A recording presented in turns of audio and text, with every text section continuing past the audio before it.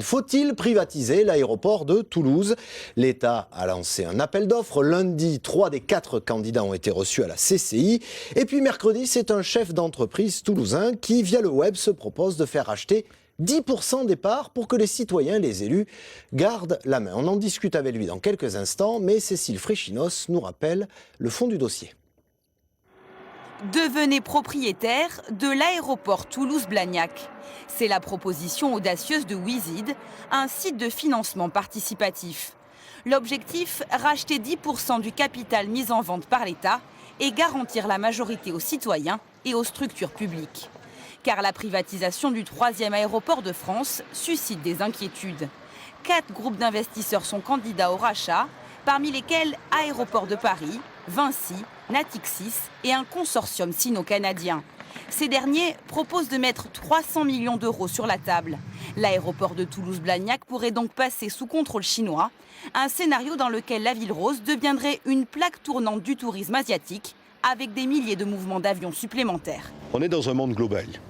À partir du moment où vous faites un appel d'offres, vous savez les risques que vous pouvez encourir. Après, je veux dire, la question, je pense que l'acte politique, c'était de faire un appel d'offres et de vendre 49%, 49,9%, et puis à terme 10,1%. Il est là l'acte politique. Autre inquiétude, celle de l'espionnage industriel. La proximité d'Airbus et de l'aérogare peut laisser envisager un tel scénario. La proposition de Wizid est donc la bienvenue, mais il va falloir faire vite. L'État doit prendre une décision à la fin du mois. Thierry Mercure, bonjour. Bonjour. Vous êtes le cofondateur de Wizid. Alors pourquoi vous êtes-vous lancé dans cette aventure? Écoutez, à la lecture des offres lundi 17, je me suis dit que soit c'était pas très cher, soit c'était sous-estimé. Parce qu'en fait, la valorisation de l'aéroport de Toulouse pour le prix d'un Airbus, prix catalogue d'un Airbus A380, ça me paraissait pas beaucoup. Donc du coup, si c'était vraiment le prix, c'était une belle affaire, une bonne affaire, et donc pourquoi ne pas la proposer aux citoyens français, midi-pyrénéens et toulousains? Alors, à l'heure actuelle, vous proposez donc aux citoyens ce qu'on appelle des intentions d'investir, c'est ça? Oui, effectivement, on est dans une phase d'intention, on recueille des intentions. Donc ça a démarré mercredi matin dernier à 8 h.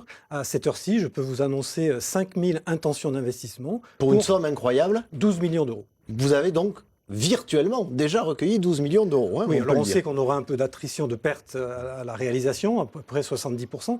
On est assez certain de ça parce que ça fait 5 ans que Wizid existe. On a financé 45 sociétés. C'est ce qu'on appelle le principe du crowdfunding. Hein. Voilà, de la finance participative qui d'ailleurs est née à Toulouse. C'était une première mondiale. À l'époque, en 2008, on ne parlait pas beaucoup de crowdfunding. Et je vous rappelle d'ailleurs que la première société anonyme au monde est née à Toulouse en 1372 pour la concession du moulin du Bazacle. Donc la boucle est bouclée. La boucle est bouclée. Alors, il y a évidemment un financement, mais derrière, vous le dites, hein, c'est participatif, c'est solidaire aussi. Il y a une intention. L'intention, c'est de s'octroyer 10% pour que finalement les élus, les collectivités locales et le citoyen gardent la main quand même sur la gestion de l'aéroport. Le principe, il est là. Oui, il est là parce qu'aujourd'hui, 40% des parts de l'aéroport sont détenues par les collectivités territoriales. Et donc, pour garder la majorité, il faut récupérer 10,1%. C'est la part que garde l'État. Alors, cette part-là, apparemment, elle est déjà prévue pour le repreneur.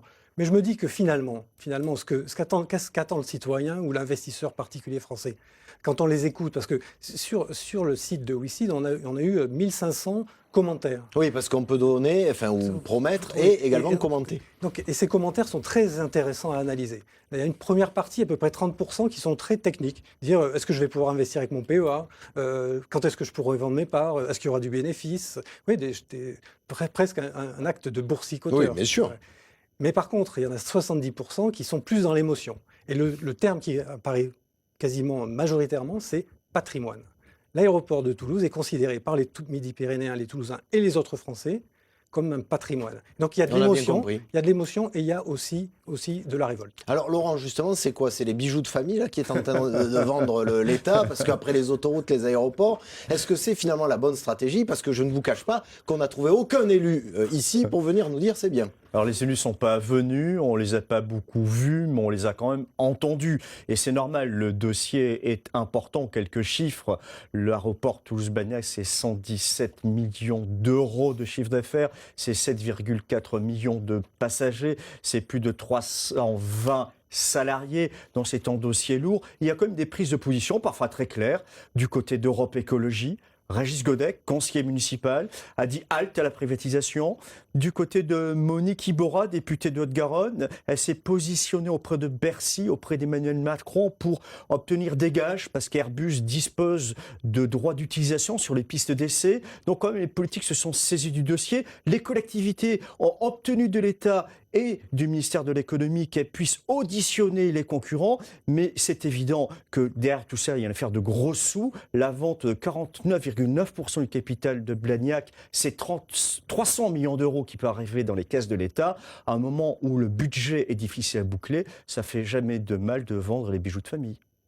Merci Laurent. Dernière question, Thierry Mercol, si vous y arrivez, qu'est-ce qui va se passer après? Parce qu'il va falloir rentrer vous-même dans le processus, dans l'appel d'offres. Alors tout est prévu, nos avocats ont bien travaillé. Nous allons effectivement, si les montants sont suffisants, créer un holding. Ce holding déposera un prospectus auprès de l'AMF avec dès qu'on aura L'autorité des marchés financiers, pardon. Dès qu'on aura obtenu le visa, on lance la vraie période de souscription. Eh bien écoutez, on va suivre ça. Merci à vous en tout cas d'être venu nous expliquer cette initiative.